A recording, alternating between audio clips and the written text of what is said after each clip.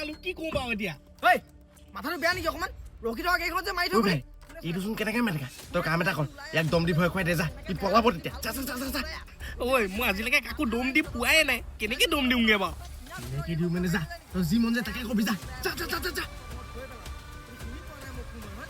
ঐ তোৰ এই পেটুৱা দেখাতলে মই ভয় নাখাওঁ মোৰ গাড়ী যেনেকে লগাইছিলি তেনেকে পইচা দে নহ'লে এই চুপ দুষ্ট মানৱ তই তোৰ এই সুন্দৰ বলেৰোখন ৰাস্তাত ৰখাই কৰিছ উপহাস এই মোৰ ভয়ত স্বৰ্গৰে দেৱতা মই তোৰ মানৱ আৰু পাতালৰ মহাভুজংগমো হয় কম্পমান তেনেস্থলত তই মোক দম দেখাবলৈ আহিছ অতৰাই দে কৈছো নহ'লে তোৰ এই ভণ্ডাৰ বলেৰো মই ভস্ম কৰি দিম